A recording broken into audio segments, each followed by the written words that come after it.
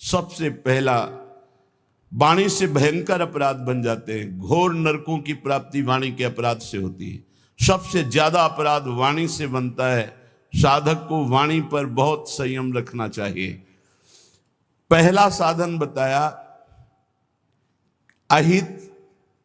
अगर वाणी से ऐसा बोला कि किसी का अहित अमंगल हो, नहीं। असत्य, झूठ नहीं बोलना। देखो, यदि प्रेम प्राप्त करना है तो किसी का अहित हो ऐसा नहीं बोलना, और असत्य, झूठ नहीं बोलना। क्यों झूठ बोले? हम भगवत मार्ग के पति क्यों झूठ बोले? क्या लाभ मिल जाता है झूठ बोलने से? पर एक स्वभाव बन गया, झूठे ही लेना, झूठे ही देना, झूठे ही भोजन, झूठ चबेना। आओ, कहां से आ रहे हो? प्रसाद नहीं पाया है। जब नहीं पाया है तो स्पष्ट बोल दो, नहीं, पाने की इच्छा नहीं, अभी नहीं पाएंगे। पाया है, क्यों झूठ बोले? हर बात में झूठ नहीं, सत्य बोलना सीखो। यदि भगवत मार्ग में चलना चाहते हो, प्रेम प्राप्त करना चाहते हो, तो हमारे प्रभु सत्य नारायण है, सच्चिदानंद है, सत्य व्रतम, सत्य स्वरूप है वो। इसलिए वाणी से हमारी प्रार्थना है, हर साधक से झूठ बोलने का अभ्यास छोड़िए। जो भी होना होगा, हमसे गलती हुई, हमको दंड दे दो। कितना दंड दोगे? मृत्यु से बढ़कर कोई दंड नहीं। हम मृत्यु को स्वीकार किए हुए भगवत मार्ग के पथिक है। हम झूठ क्यों बोले? झूठ नहीं बोलना, कपट भरे वचन नहीं बोलना, अहित, कटु, कड़ुए शब्द, परुख वचन, निंदायुक्त, किसी की निंदा नहीं, उद्वेग, बोला सामने वाले का हृदय जलने लगा, ऐसे वचन का त्याग करना है। पहला प्रेम प्राप्ति के लिए यह नियम है। वाणी एक अमोल है। जो कोई बोले जान, हे तराजू तौल के तब मुख बाहरान। सहसा मत बोलो, पहले वाणी को तौलो हृदय में विवेक के तराजू पर। यह जाकर दूसरे का हित मंगल करेगी कि नहीं करेगी। अगर हमारी वाणी पवित्र नहीं है तो हम उपासना के पहले ही सोपान पर फेल हो गए। जिस वाणी से हमें नाम मंत्र सिद्ध करना है, वो वाणी अशुद्ध नहीं होनी चाहिए, झूठ नहीं बोलना चाहिए। असत्य भाषण, अहितकारी, कटुवचन, परुख वचन, निंदायुक्त वचन और सांसारिक वार्ता, इसका त्याग कर दे। यदि प्रेम मार्ग में जाना है तो लीला भगवन नाम गुणों का गान करे नित सह अनुराग। वाणी को पावन करना है, भगवान के पावन नाम का जप, नाम का कीर्तन और लीला गुणों का गायन। जैसे श्रीमद चतुरासी जी 42 लीला, श्रीमद भागवत, जब हम लीलाएं गायन गाते हैं तो हमारे हृदय के सारे मोहमल का नाश हो जाता है। पाप का नाश करके एकदम हृदय निर्मल होने लगता है। सच्ची मानिए, भगवत चर्चा करते करते भगवान की झांकी आने लगती है। आप एकांत में कभी श्रीमद् भागवत पढ़िए, मनन कीजिए, रोना आ जाएगा। एकांत में चतुरासी जी को बार बार गाइए, झांकी आने लगेगी। जो पदों में लीला छुपी है वो प्रकाशित होने लगेगी। श्याम श्यामा प्रगट, प्रगट अक्षर निकट, प्रगट रस स्रवत अति मधुर बानी। सत्य बोलो, हितकर बोलो, दूसरों को सुख पहुंचाने वाली बात बोलो, भगवान नाम जप करो, भगवान नाम कीर्तन करो, भगवत लीला गुणगायन करो। ये वाणी की तपस्या हो गई, ये वाणी की पावनता हो गई। और जो अपावन बात कही गई वो वाणी की त्याग दो। ग्राम्य कथा, लोक कथा, राजनीति की कथा, भोग कथा, ये सब छोड़ दे। किसी से किसी भी तरह का राग द्वेषात्मक वार्ता ना हो। मन से काम क्रोध लोभ के वेगों का करके परिहार। वाणी पहला। अब दूसरा कह रहे कि मन, बड़ा योगदान है साधना में मन का। विषयों में लगा हुआ मन शत्रु है और प्रभु के चरणारविंद में लगा हुआ मन मित्र है। मन प्रभु में लग गया तो विश्व विजयी हो गए। जिसका मन सावई मनः कृष्ण पदारविंदयो, प्रिया प्रीतम के चरणारविंद में जा रहा है मन, स्वाभाविक। बहुत बहुत धन्यवाद। अनंत जन्मों की उसकी सुकृत फलीभूत हो गए, साधना फलीभूत हो गई कि जो विषयाकार मन था वो भगवदाकार हो गया। जो विषयों का अवलंबन लिए था वो नाम रूप लीला का अवलंबन लेकर प्रेम में डूबने लगा। मन से हमारी वृत्तियां काम की उत्पन्न होती हैं, काम में बाधा पड़े तो क्रोध आ जाती, पूर्ति हो तो लोभ हो जाता है, नाना प्रकार के दोष उत्पन्न होते हैं काम से। ये मन सदैव काम कामना वासना इसी में भ्रमण करता रहता है। काम कामना वासना मनते कर अति दूर, अति दूर इनका प्रवेश भी ना हो हमारे मन में, इन वेगों का परिहार कर दे। तो कैसे? जब निरंतर अंदर नाम चलाया जाता है ध्यान सहित। ध्यान दीजिए, वाणी को पवित्र करने का उपाय बताया गया। वाणी को अपवित्र कैसे किया जाता है वो बातें बताई गई, उनका त्याग कर दे। अब मन सबसे ज्यादा काम भोग का चिंतन करता है, उसकी कामना ही प्रधान वो वृत्ति है जो हमें संसार में फंसाती है। कामना की पूर्ति में लोभ होता है और भोगे, और कामना की अपूर्ति से बाधा पड़ने पर क्रोध होता है। बड़े बड़े चाहे कोई भी हो, क्रोध आते ही मूढ़ता छा जाती है, मूढ़ता छाते ही स्मृति नष्ट हो जाती है, स्मृति नष्ट होते ही बुद्धि भ्रष्ट हो जाती है, बुद्धि भ्रष्ट होना ही सर्वनाश कहा गया है। ध्यायतो विषयान पुंसा संगास्तेषु उपजायते, संगात संजायते कामा, कामात क्रोधो भिजायते, क्रोधात भवति सम्मोहा, सम्मोहा स्मृति विभ्रमा, स्मृति भ्रंशात बुद्धिनाशो, बुद्धिनाशात प्रणश्यति, सर्वनाश हो जाता है। इसलिए विषयों का ध्यान ही ना हो पावे, विषयों का चिंतन ही ना हो पावे तो कैसे? अंदर ध्यान सहित नाम जप करो। यदि रूप का ध्यान हो रहा है तो ठीक है, नहीं तो नाम का ही ध्यान करो। जो नाम जप कर रहे हो उसी का ध्यान करो। राधा बार बार ध्यान करते हुए नाम जप करो। लीला भगवत गुण नामों का करे नित्य चिंतन अविकार। अविकार स्थिति प्राप्त करने के लिए, हृदय रूपी गुफा के अंधकार को दूर करने के लिए नाम का, प्रभु के रूप का, प्रभु की लीलाओं का चिंतन करें। जैसे हम जिह्वा से लीलाओं का गुणगान करते हैं, नाम कीर्तन करते हैं, वाचिक नाम जप करते हैं या उपांश नाम जप करते हैं, तो ये वाणी की पवित्रता हुई, मंगल है। पर हृदय रूपी गुफा में जो काम क्रोध चोर छुपे हुए हैं, इनको हटाने की अभी सामर्थ्य नहीं। इनको हटाने के लिए उतरना पड़ेगा गुफा में, नाम को उतारना पड़ेगा हृदय रूपी गुफा में। या तो ध्यान चल रहा है और या तो नाम ध्यान सहित चल रहा है। ध्यान सहित नाम जब एक एक अक्षर मात्रा का ध्यान करते हुए, तो वही रूप प्रकाशित हो जाएगा। लीला गायन करें तो हमें 5 अध्याय करने हैं भागवत के, ऐसा नियम न ले।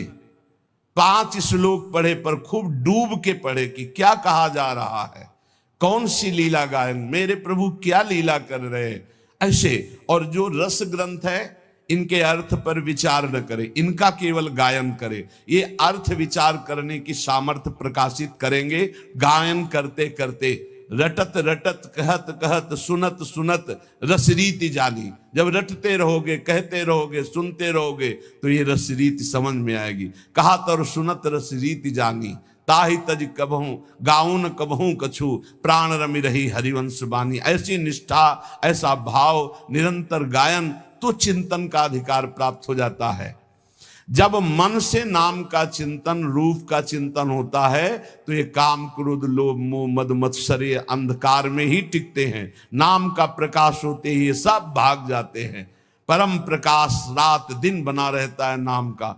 ऐसा सुंदर सुख है नाम का, वो कैसे वाणी में सामर्थ्य नहीं कि वर्णन किया जा सके।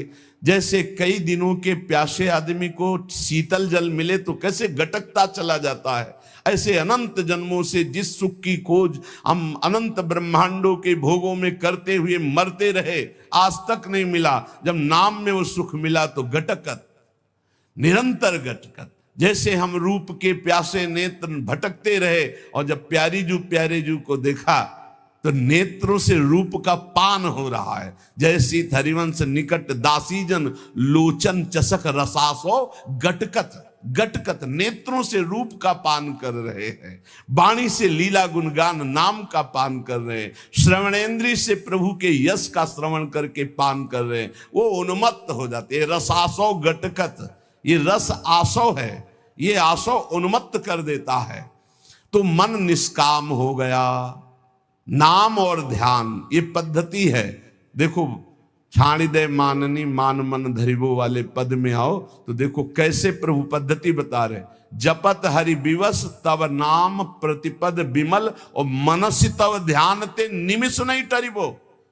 एक साथ दोनों बात, जप हो रहा है वाणी से तो मन से एक निमिष के लिए भी ध्यान में नहीं छूट रहा, ध्यान नहीं छूट रहा। हित सजनी जो कह रहे हैं प्यारी जो से, पहली बात तो प्रणत हैं आपके लाडली जो, आपको मान धारण नहीं करना है। प्रणत सुंदर सुघर प्राण वल्लभ नवल बचन आधीन सोईतो कत करिबो। और स्थिति जपत हरि विवश तव नाम प्रतिपद विमल मनसि तव ध्यान ते निमिष नहीं टरिबो।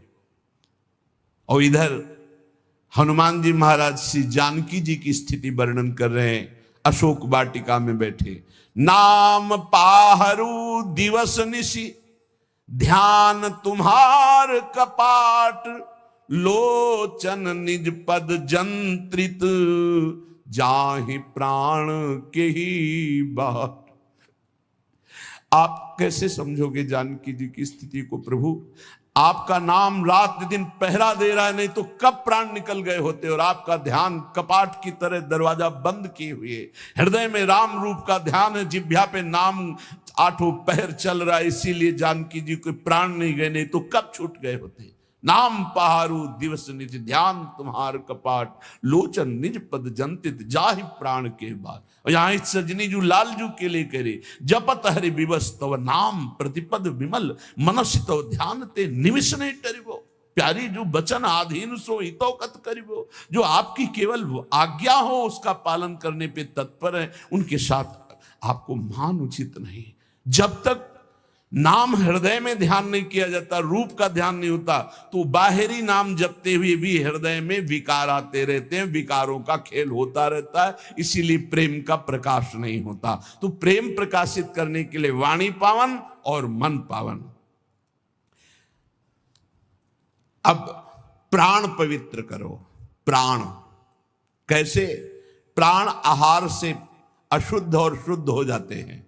तो आहार, हिंसा में अशुद्ध भोजन का, भगवत मार्ग में चलने वाले को तमोगुणी आहार का त्याग कर देना चाहिए। ये सब अभक्ष्य पदार्थ तो दूर ही हैं।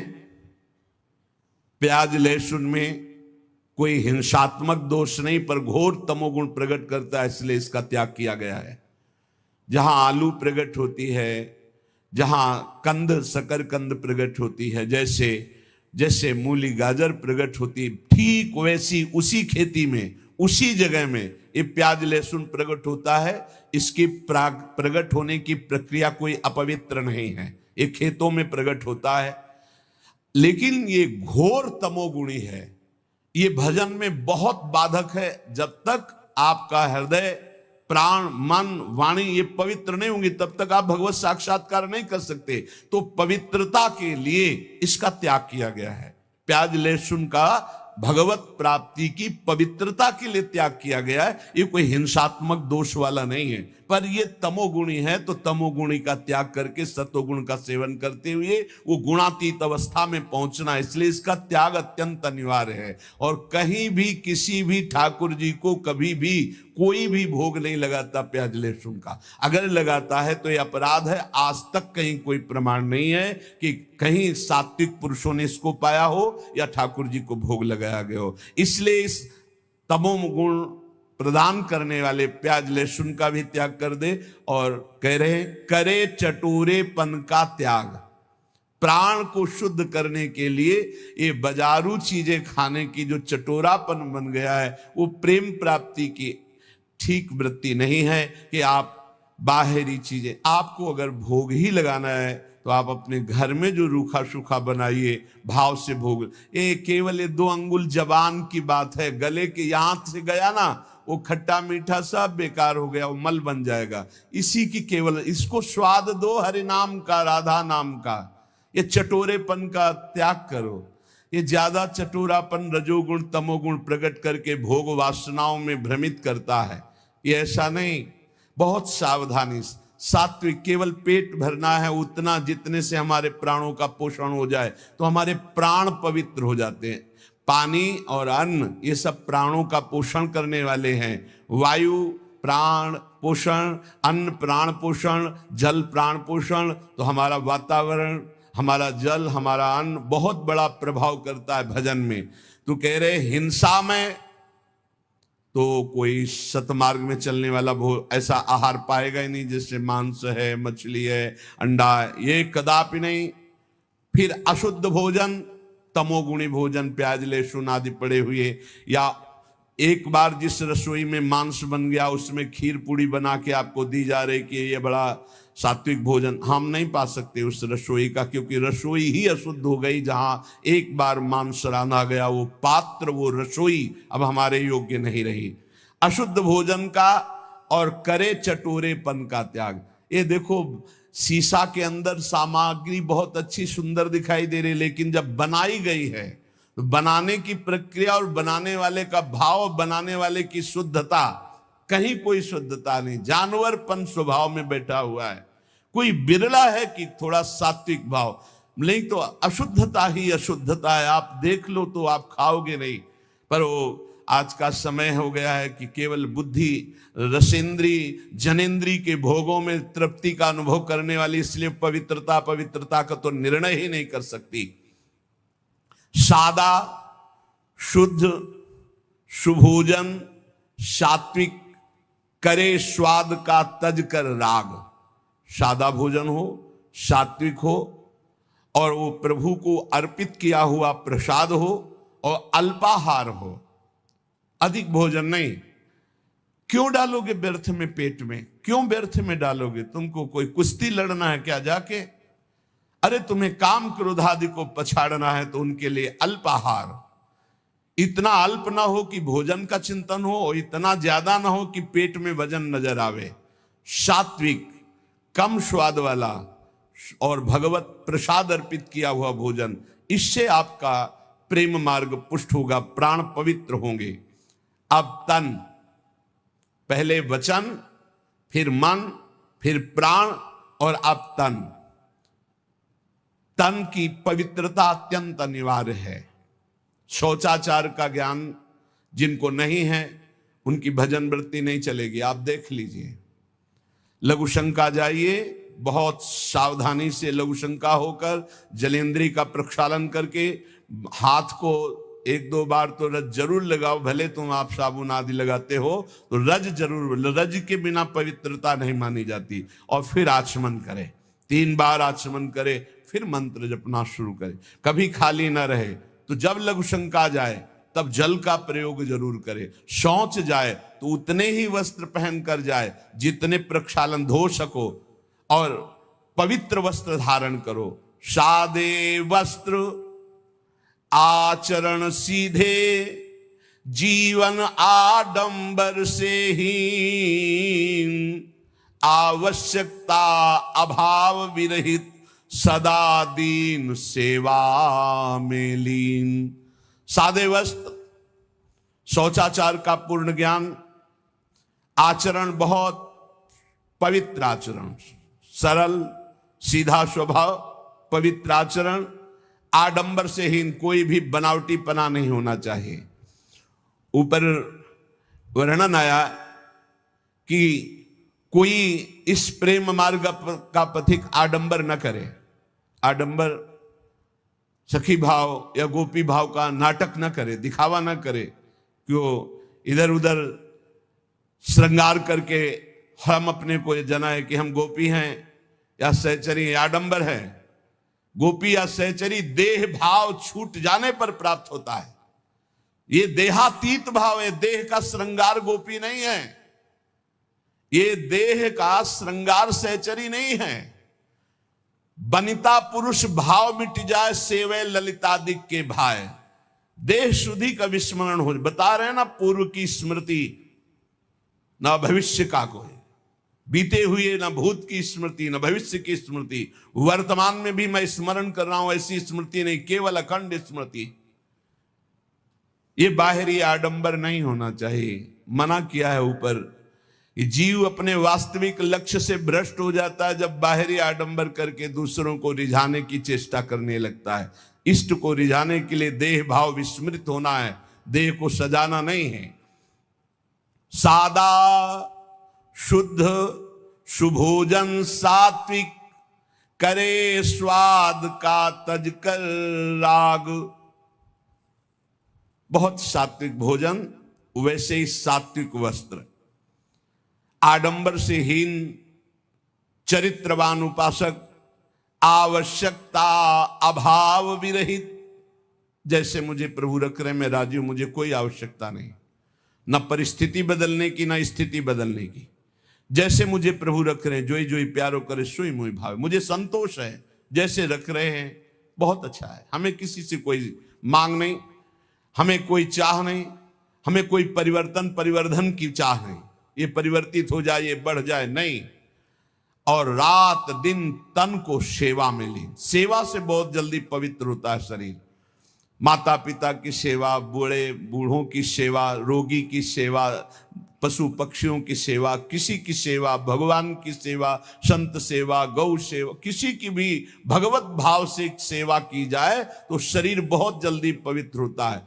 शौचाचार का ज्ञान, पवित्र वस्त्र, आडंबरहीन दिखावाहीन जीवन, कोई आवश्यकता नहीं, जैसे प्रभु रख रहे हैं उसी में राजी, और दीन भाव से सेवा।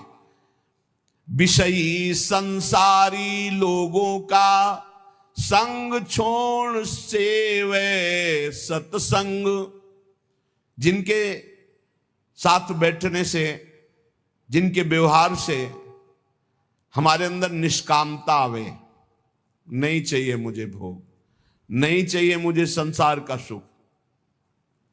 परिणाम देखा जाता है, परिणाम। भगवत प्रेमी महात्माओं का संग का परिणाम क्या होता है? खाओ पियो हंसो खेलो बैठो, पर उसका परिणाम होगा कि आपके हृदय में आने लगेगा, मुझे नहीं चाहिए भोग, मुझे नहीं चाहिए संसार का सुख, मुझे प्रभु चाहिए। मैं सत्य से चलना चाहता हूं, मैं धर्म से चलना चाहता हूं, मैं जितेंद्रियता से चलना, ये आने लगेगा। ये संग का प्रभाव। और बहुत मीठी मीठी बनावटी बातें, बाहर दिखावा, आडंबर, तो संग से आपके अंदर भोग वासना बढ़ेगी, संग से आपके अंदर संसार प्रीता बढ़ेगी, संग से आपके अंदर वस्तु व्यक्ति स्थान का राग जागृत हो जाएगा। इसलिए कह रहे हैं, विषयी संसारी लोगों का संग छोड़ सेवे सत्संग। व्यर्थ अनर्थ कार्य सब इंद्री मन के तज कर रहे असंग। साधु संग करे, विषयी कुसंग का त्याग कर दे, और व्यर्थ कार्य कभी न करे। कबहू काल वृथा नहीं जाई, एक क्षण भी व्यर्थ नहीं जाना चाहिए। नाम जब चल रहा है, गुण कीर्तन चल रहा है, सेवा चल रही है, साधु संग, भक्त चरित्र, भक्त नाम, अन्यथा हमारा समय व्यर्थ माना जाएगा। हम सेवा करें, किसी की भी सेवा का अवसर मिले। जगत में सबके हृदय में भगवान है, पर हमारा भगवत भाव हो और नाम जब चल रहा हो। व्यर्थ कार्य नहीं होने चाहिए। और अनर्थ, ये जितने पापाचरण हैं, ये सब अनर्थ तुम्हारा नाश कर देंगे, तुम्हारी शांति का, तुम्हारे सुख का, तुम्हारे शरीर का, तुम्हारे विचारों का नाश कर देंगे। अनर्थकारी चेष्टाएं कभी ना करें। ये इंद्रियां शब्द स्पर्श रूप रस गंध के लिए भागती रहती, इनको रोको। इनको नाम बल से रोका जा सकता है। कल जैसे चर्चा कर रहे थे, ज्ञान सबको है, लेकिन अपने ज्ञान का प्रयोग करने की सामर्थ्य नहीं है। सामर्थ्य आती है नाम जप से। जितना नाम जप करोगे उतना ही सामर्थ्य आपके अंदर आएगी, जो चाहोगे प्राप्त हो जाएगा। हमारे हर प्रश्न का उत्तर नाम जप है। कुछ लोग कहते भी हैं कि इनको तो हर प्रश्न का जब उत्तर देंगे कहेंगे नाम जप करो। इसलिए कहते हैं कि चाहे जितनी बढ़िया बाजार हो, घूम आओ पूरी बाजार में, अगर कोई चीज लेनी है तो आपके पास रुपया चाहिए, रुपया। बाजार में घूम आओ, रुपया चाहिए, रुपया है तो उसके अनुसार सामान ले लोगे। ऐसे ही ये साफ शास्त्र हैं, सिद्धियां, ये वो जो चाहिए। अब जब चाहिए तो तुम्हारे पास धन होना चाहिए। वहां ये रुपया धन काम नहीं करता, वहां नाम धन काम करता। कबीरा सब जग निर्धना, धनवंता नहीं कोई, धनवंता सोई जानिए, जाके राम नाम धन होए। राधा राधा, कृष्ण कृष्ण, हरि हरि, जितना जपा जो चाहिए खरीद लो। अगर कुछ और नहीं खरीदोगे तो हरि को खरीद लोगे। सुमिर पवन सुत पावन नामू, अपने बस करी राखे रामू। इसीलिए सब प्रश्नों का समाधान बताते बताते अंत में यही कि नाम जप करो, क्योंकि नाम जप के द्वारा मंगलों का नाश होगा, सुख की प्राप्ति होगी, ज्ञान का प्रकाश होगा, अविद्या का नाश होगा, महामंगल हो जाएगा। तो व्यर्थ अनर्थ कार्य सब इंद्री मन के तज कर रहे असंग, ये असंगता के लिए नाम जप जरूरी है। बिना नाम बल के आप असंग नहीं रह सकते। जो मन चाहेगा करवा लेगा, जो इंद्रियां चाहेंगी करवा लेंगी। और भजन उत्साह सदा, जैसे एक गरीब आदमी को रुपया कमाने का उत्साह होता है कि अगर हम 2 घंटे और कर लेंगे तो इतना रुपया हमको मिल जाएगा, ऐसे भजनोत्साह होना चाहिए। उपासक के अंदर जब भजन का उत्साह जगता है तो रात्रि में नींद नहीं आती। थोड़ी देर एक मूर्छा से आई, उठ के बैठे, कितना, अभी तो 11 बजे, नहीं घड़ी बंद हो गई होगी, हम तो आराम से सो चुके हैं, और बैठ के भजन चल रहा है। सब सो रहे हैं, वो जग कर भजन 2 घंटे में आए, पूरा 24 घंटे का विश्राम हो गया। नाम जप कर, नाम से विश्राम की प्राप्ति हो रही। भजनोत्साह सदा। देखो अपने अंदर कहां भजन के लिए इतनी प्रियता है। रात्रि में जो भजन होता है बहुत जोर का आनंद मिलता है, एकदम शांत वातावरण, और एक खुमारी चढ़ी रहती, उसी में चल रहा है मंत्र। बाह्य चेतना शून्य, अंदर से मंत्र चल रहा, केवल सुनते रहो, चाहे लेटे हो चाहे बैठे हो। पर यह स्थिति बहुत अभ्यास के अंतर्गत होगी, नहीं तो बैठे बैठे भी सो जाओगे, लेटने में तो फिर क्या है। आप देखो शवासन में लेट करके कितनी जल्दी समाधि में चले जाते हो, नींद में पहुंच जाओगे। नाम का अभ्यास ऐसा, नाम की खुमारी की, चाहे लेटे चाहे बैठे बस वो चल रहा है। भजनोत्साह सदा। और भगवत अस्तित्व कृपा में दृढ़ विश्वास। प्रभु की हमारे ऊपर बहुत बड़ी कृपा है। नाम जब चल रहा है इसलिए प्रभु हमारे साथ हैं, भले हमें दिखाई न दे रहे हो। नाम बाणी जहां श्याम श्यामा तहां, नाम बाणी सुनत श्याम श्यामा सुबस। बस नाम है तो प्रभु हमारे साथ हैं, हमें चिंता नहीं करनी। भजन सहायक, जो भजन में सहायता करते हैं वही हमारे मित्र हैं। संसार में हमारा अपनापन उसी से होगा जो भजन में सहायक है। चाहे वो कर्म हो, चाहे वो व्यक्ति हो, चाहे वो वस्तु हो, चाहे स्थान हो। अगर भजन में सहायक नहीं तो तजिए ताहि कोटि बैरिशम जद्यप परम सनेही, जाके प्रिय न राम वैदेही। श्री भगवत ऋषि जी महाराज कह रहे कि आए संग नहीं संग गए। इस बात को बड़ा ध्यान से सुनिए। हमारा भजनोत्साह तभी बढ़ेगा जब हमें भजन का सहयोग मिले। भोजन भजन सहयोगी, संग भजन सहयोगी, खान पान पहना ओढ़ना, हमारा हर कार्य भजन सहयोगी। कह रहे कि भजन सहायक वो व्यक्ति, वो वस्तु, वो स्थान भजन सहायक। और जो भजन सहायक नहीं है तो आए संग नहीं संग गए, ये मग में भयो मिलाप। मोह फास जग बंदी रहो, बिछुरे करत बिलाप। बिछुरे करत बिलाप, मान सुत पितु पति माता। ससुर जमाई जुवति सुहृद, गुरु शिष्य धन भ्राता। निज अनुभव की भूल, विभव भगवत बिरमाए। को हम कहाँ को जात, कहाँ ते कहीं लगी आए। भगवत ऋषि जी कह रहे, जो प्राणी, जो रिश्तेदार, जो संबंधी हमें भगवान से विमुख करे वो हमारा नहीं है। देखो, कोई संग नहीं आया था और कोई संग नहीं जाएगा। बीच में मिले हुए लोग हैं। मिले हुए लोगों से अपने कर्तव्य का पालन केवल करना है। संबंध केवल प्रभु से। अगर प्रभु का संबंध हटा दे तो हमारा आपका कोई संबंध नहीं। तजेव पिता प्रहलाद, विभीषण बंधु भरत महतारी। गुरु बलि तजेव कंत ब्रज बनितन, भे मुद मंगलकारी। इस संसार में ना कोई हमारे साथ आया है और ना कोई साथ जाएगा। बैठा लो हृदय में, अकेले आए हो अकेले जाओगे प्यारे, पक्का विश्वास कर लीजिए। दुनिया में लाखों का मेला जुड़ा, वो हंसा जब जब उड़ा तो अकेला उड़ा, कोई साथी नहीं। चाहे साथ कोई मृत्यु को प्राप्त हो, पर उसकी यात्रा अलग होगी, आपकी यात्रा अलग होगी, कभी मिलाप नहीं हो सकता। ये खेल ऐसा है।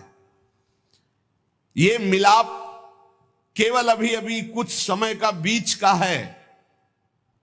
इसलिए इस दुनिया में जो ममता का जाल फैलाकर, माया फंसाकर, भगवान से विमुख करके जन्म मरण के चक्र में फंसा रही है, नहीं फंसना। उसका जाल है पिता, पुत्र, माता, ससुर, जमाई, पत्नी, मित्र, गुरुजन अर्थात बड़े बूढ़े जन, और शिष्य की ममता, धन की, भाई बंधुओं की। ये सब माया का जाल है फंसाने वाला। भगवत ऋषिक जी कहते हैं, निज अनुभव की कमी होने के कारण सुख भोग में, इन संबंधों में ऐसे लोग फंस जाते हैं कि उनके अंदर ये बात ही नहीं आती कि मैं कहां से आया हूं, मुझे कहां जाना है, मैं कौन हूं, मेरा कौन है। इन बातों का कोई प्रश्न नहीं रहता, बस वो इनके जाल में फंस जाता है। श्री पूज्य भाई जी महाराज कह रहे कि हमको भजन सहायक, जो हमारे भजन में सहायता करें, ऐसे लोगों से प्रेम करना है। अगर हमारा भाई हमारे भजन के विरुद्ध है तो हम अपने कर्तव्य का पालन करेंगे, लेकिन उससे मित्रता नहीं रखेंगे। अगर हमारे परिवार का कोई सदस्य भजन के विरुद्ध है तो उसके प्रति हमारा जो कर्तव्य उसका हम पालन करेंगे, बकाया संबंध अंदर से नहीं मानेंगे। ऐसे ही वस्तु, जो भजन सहायक वस्तु, जो भजन में बाधक वस्तु है, उसका त्याग, जो भजन सहायक उसको स्वीकार। ऐसे ही स्थान जहां जाने से, जहां बैठने से भजन क्षीण होता है, हम ऐसे स्थान में नहीं जाएंगे, ऐसे लोगों के बीच में नहीं बैठेंगे। हम वही कर्म करेंगे जिससे हमारा भजन बढ़े। छठदम शील विरत बहुकर्मा, निरत निरंतर सज्जन धर्मा। भजन सहायक कर्मों में हमारी प्रीति हो और भजन में बाधा डालने वाले कर्मों से हम अरुचि करें। प्रवृत्ति, ध्यान, अभ्यास। हमारी प्रवृत्ति संसार के कार्य, भगवत ध्यान करते हुए, भगवत नाम जपने का अभ्यास करते हुए, मामनुस्मर्युद्ध च, अपने कर्तव्य को करो पर नाम जप न छूटने पावे, भगवत ध्यान न छूटने पावे। यही चतुरता उपासक की, प्रेम प्राप्ति करने वाले की। और आगे, घोर विपद में धैर्य मान कर, प्रभु का मंगल में सुविधान। श्यामा श्याम प्रेम को ही बस मान एक उद्देश्य महान। आएंगी विपत्तियां, भजन का फल ये नहीं कि कोई विपत्ति नहीं आएगी, भजन का फल है संचित कर्मों को भस्म कर देना, आगे के कर्मों को निष्फल कर देना और प्रारब्ध के भोगने की सामर्थ्य देना। प्रारब्ध शरीर निर्माण के समय जो हमारे शरीर में दुख सुख रख दिया गया कि इतने साल में ये रोग आएगा, इतने साल में ये दुख आएगा, हमें भोगना पड़ेगा। भोगने की सामर्थ्य मिलती है भजन से। हमारे संचित कर्म जो जन्म मरण कराने वाले वो भस्म हो जाते हैं, जो नए क्रियमाण हैं वो अकर्म हो जाते हैं, क्योंकि भगवत समर्पित जीवन है। इसलिए श्यामा श्याम के प्रेम का लक्ष्य रखने वाला हर विपत्ति को, हर दुख को प्रभु का मंगल विधान मानकर सहते हुए आगे बढ़ता है। उसका उद्देश्य एकमात्र भगवत प्रेम होता है।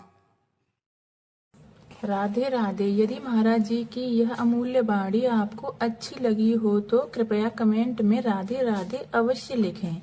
आपका एक एक कमेंट भगवान के नाम के प्रचार में सहयोग करता है। ठाकुर जी की और राधा रानी की कृपा आप और आपके परिवार पर बनी रहे। जय श्री राधे।